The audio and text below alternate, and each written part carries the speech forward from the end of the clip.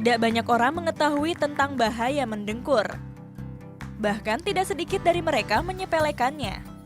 Pemeriksaan diri secara dini akan masalah mendengkur penting dilakukan.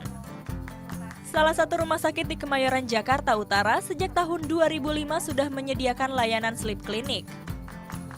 Masyarakat awam sering menganggap mendengkur atau sleep apnea diakibatkan karena kelelahan.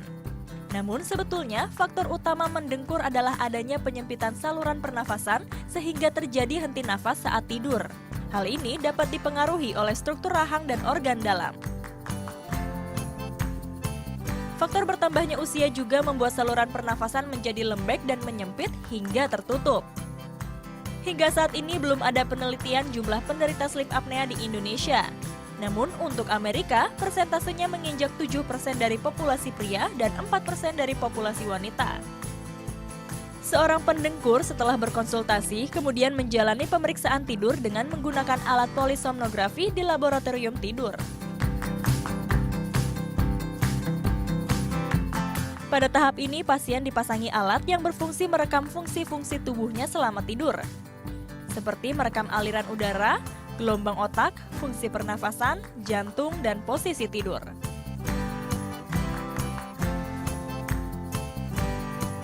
Jam pelaksanaannya disesuaikan dengan jam tidur pasien. Pasien juga terus diawasi melalui CCTV untuk mengawasi timbulnya gangguan tidur lainnya. Dari rekaman akan terlihat derajat henti nafas seseorang. Ini dihitung dari jumlah rata-rata henti nafas per jam atau apnea hypopnea index atau AHI.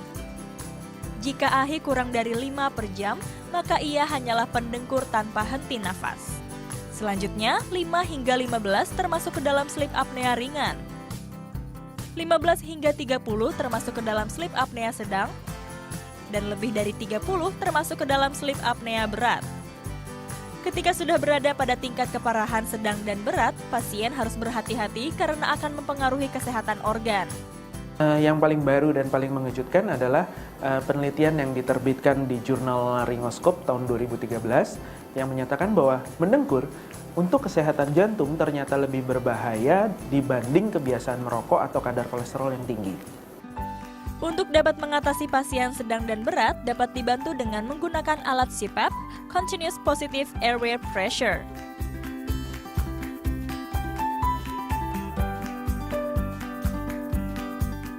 Alat ini kemudian dihubungkan menggunakan masker hidung. Dengan menggunakan alat ini, dipercaya dapat membuat kualitas tidur lebih baik.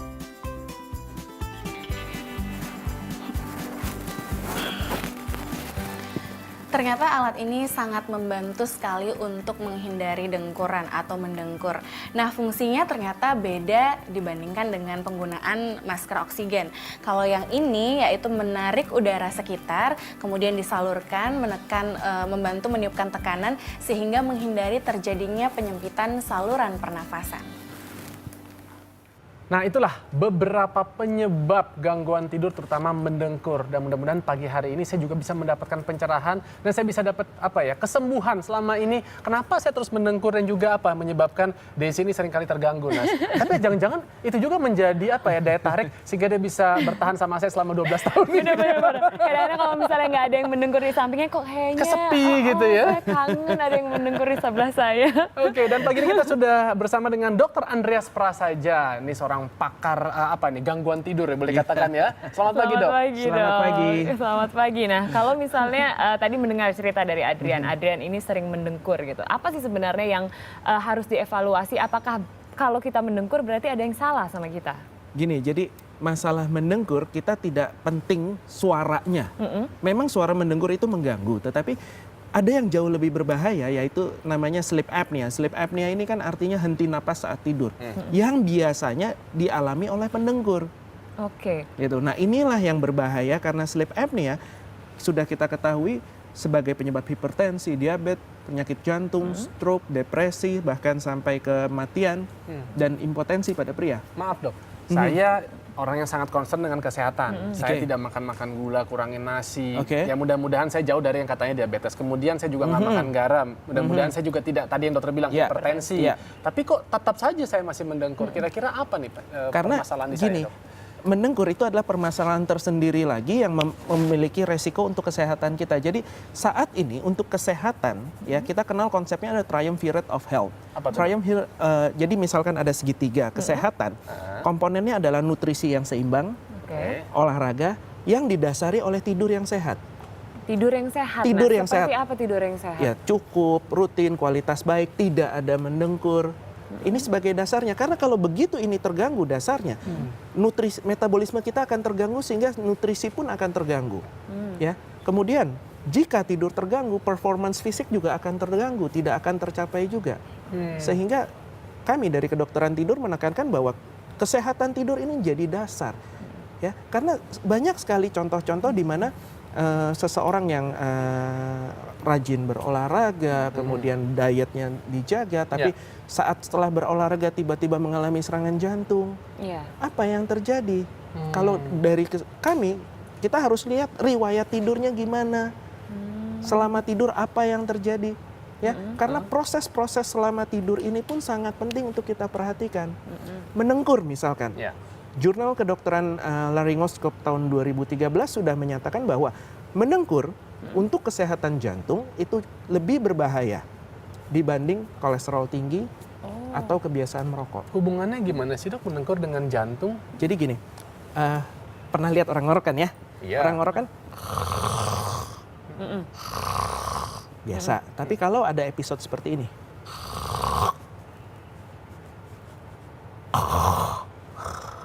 apa yang terjadi? Saluran nafasnya tersumbat. Jadi saluran nafasnya tersumbat. Walaupun ada gerakan nafas, tidak ada udara yang bisa lewat, oksigen drop. Ya, karena sesak si penderita akan terbangun tanpa terjaga. Dia akan ambil nafas, tidur lagi Iya. tanpa sadar. Nah, bayangkan kalau terjadi seperti ini sepanjang malam, akibatnya proses tidur kan terpotong-potong. Ini yang menyebabkan kualitas tidur buruk. Jadi si penderita walaupun udah tidur 8 jam bahkan 9 jam, bangun dengan rasa tidak segar, siang hari mudah mengantuk, minum kopi terus, rokoknya juga banyak seperti itu. Nah, kemudian bayangkan saat di sini tersumbat, gerakan nafas kan tetap berusaha menarik udara. Iya. Akibatnya tekanan di dalam dada kan tinggi. Tekanan yang tinggi di dalam dada menghimpit apa di dalam? Jantung. Jantung.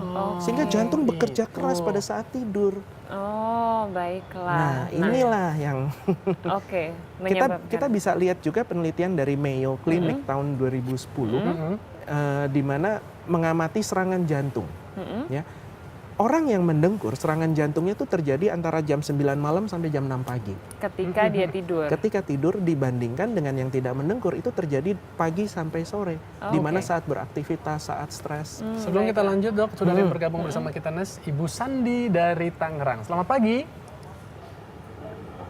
Selamat pagi. Iya Ibu, Pagi, silakan Bu. pertanyaannya. Saya mau bertanya, dok. Anak saya baru 3 tahun, tapi Ya. sudah mendengkur gitu. Oke. Itu bahaya atau tidak? Terus bagaimana cara mengatasinya? Kadang dia kalau tidur malam juga mendengkur, pas pagi juga suka mendengkur juga gitu. Tapi itu kadang terjadi, kadang tidak gitu. Itu seperti apa ya? Baik. Penting. Terima kasih, Bu. Ya, jadi kalau pada anak-anak, kalau pada orang dewasa sudah saya jelaskan bahwa akibatnya pada kesehatan jantung serius sekali. Nah, kalau pada anak-anak akibatnya ke penyakit-penyakit sih enggak, tapi kalau ini malah lebih memprihatinkan. Kenapa? Karena akibatnya langsung pada gangguan perilaku. Seperti? Gangguan konsentrasi, hiperaktivitas. Jadi gini, kalau pada orang dewasa kan proses tidur terpotong-potong nih.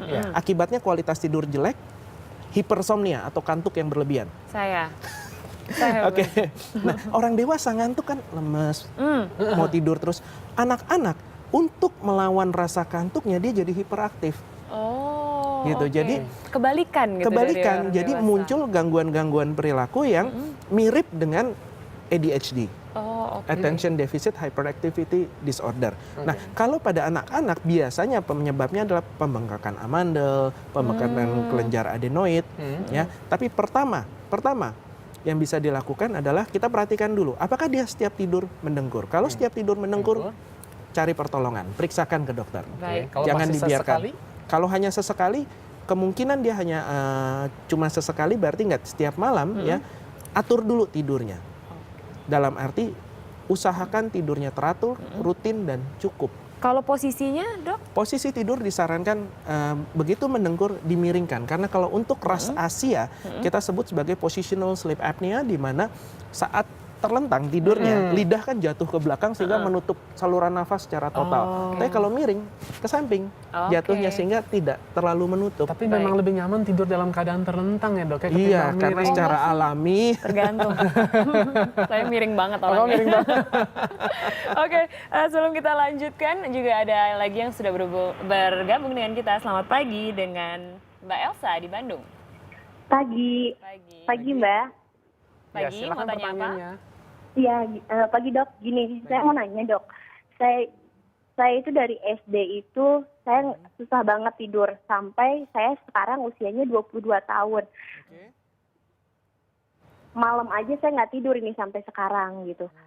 Dan kadang-kadang kalaupun saya tidur itu suka ngedengkur. Oke. Itu gimana Dok?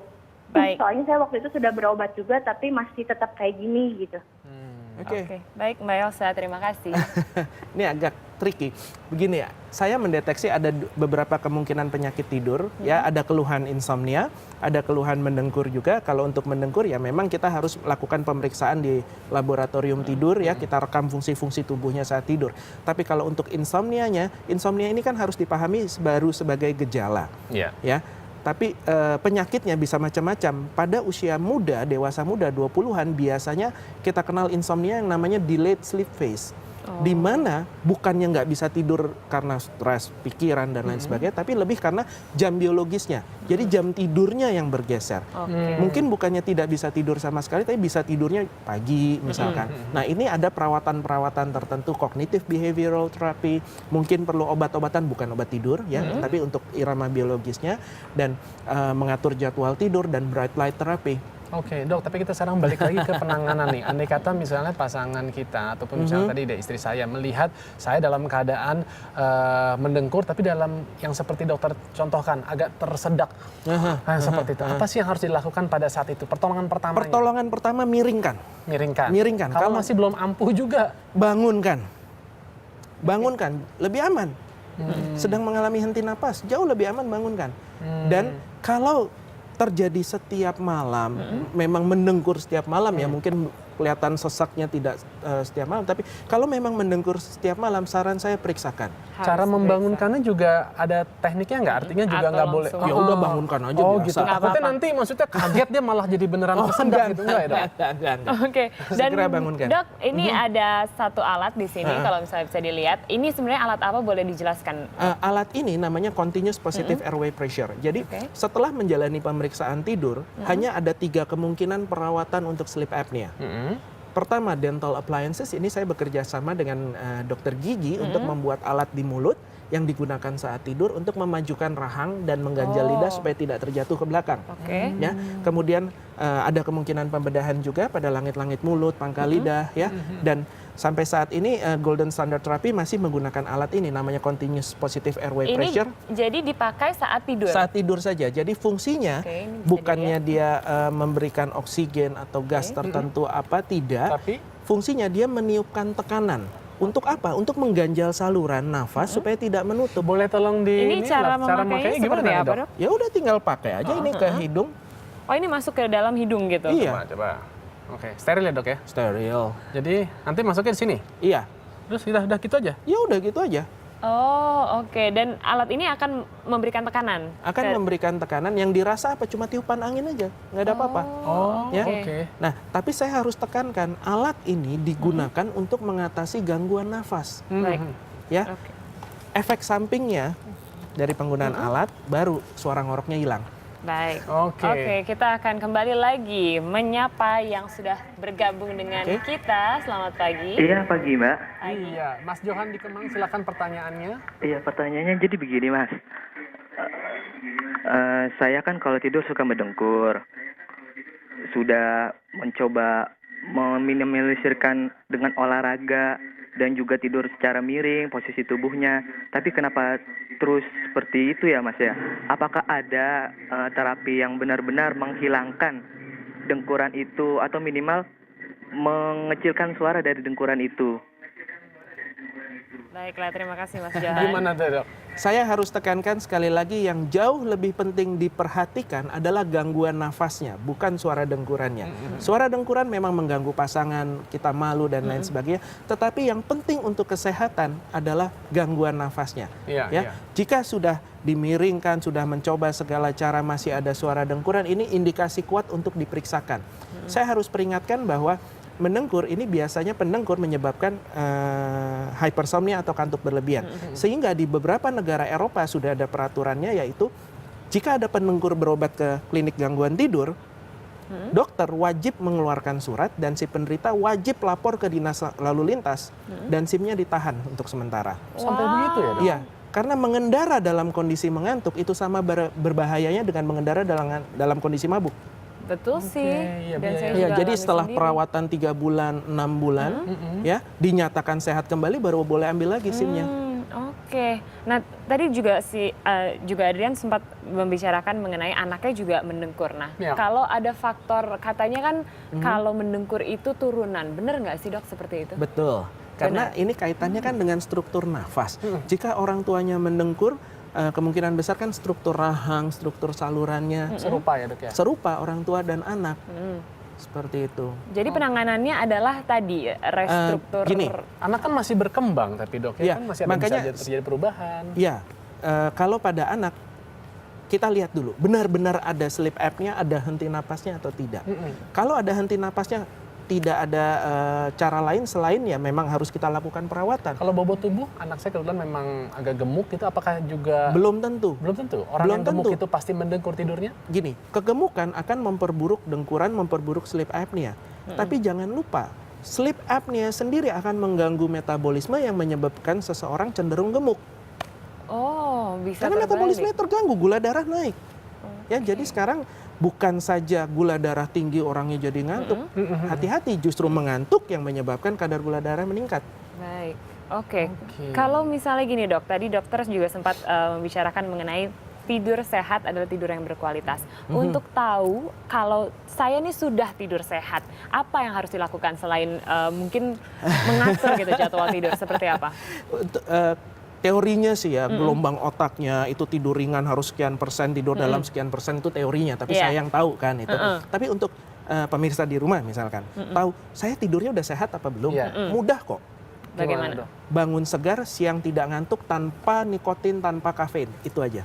Tanpa nikotin, tanpa kafein, saya tidak ngantuk. Waduh, tanpa kafein susah. Tadi kita baru ngebahas kopi. Iya, tapi kalau bicara kalau siang nggak ngantuk, ada juga kan yang mengatakan bahwa power nap ini itu juga sangat bagus bahkan, Dok. Saya sarankan power nap.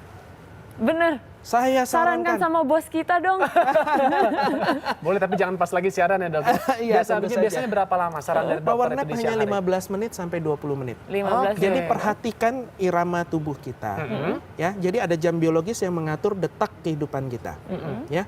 Misalkan lapar ada jamnya. Ya. Ya, mau buang air juga ada jamnya. Demikian juga segar bugar penuh konsentrasi dan mengantuk ada jamnya. Pada saat-saat mengantuk biasanya setelah jam makan siang, istirahat aja, merem aja tidur 15 Nah, kita kan menit, agak 20 berbeda, menit. Dok. Siana sama saya bangunnya nih rata-rata sekitar jam 3 Jam setengah 3. 4-an ya kalau saya gitu kan. Terus kemudian kita nih jam 10-11 kita Sudah tuh justru ngantuk. ngantuk-ngantuk kayak itu nggak apa-apa, normal, Dok.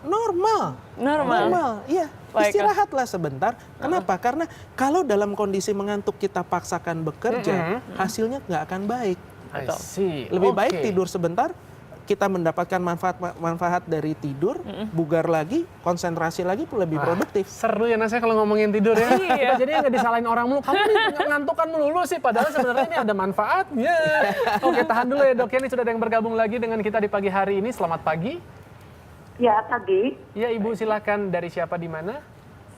Nindya Cibubur. Ibu Nindya di Cibubur. Silakan pertanyaannya ke Dokter Ya, pagi Andreas. dokter. Halo, pagi dokter. Pagi, Pagi, Bu. Bu. Ya, gini dok, suami saya kan perokok berat ya dok ya. Nah, suatu saat pernah dia sama sekali saya anjurkan untuk tidak merokok selama 3 hari waktu sudah lama. Itu dia sama sekali, terus batuknya juga berhenti ya. Karena selama bertahun-tahun sejak saya pacaran sampai ini menikah itu punya anak, dia selalu batuk setiap hari. Tapi saya anjurkan untuk rokok dikurangi, itu akhirnya batuknya sampai sekarang juga sudah lumayan, boleh dikatakan tidak batuk ya dok ya. Tapi sekarang walaupun sudah tidak terlalu banyak, tapi menurut saya dia rokoknya masih banyak juga ya dok ya. Nah itu, jadi kalau dia satu hari rokoknya banyak gitu ya, saya rasa ya itu dia dengkurannya kenceng sekali dok. Tapi kalau dia tidak terlalu banyak, dengkurannya kecil walaupun selalu tetap dengkur, itu bagaimana dok? Oke, Bu, terima kasih. Terima kasih. Gimana? Ya. Menarik. Kaitan nikotin dan mendengkur dengan sleep apnea ini hubungannya timbal balik.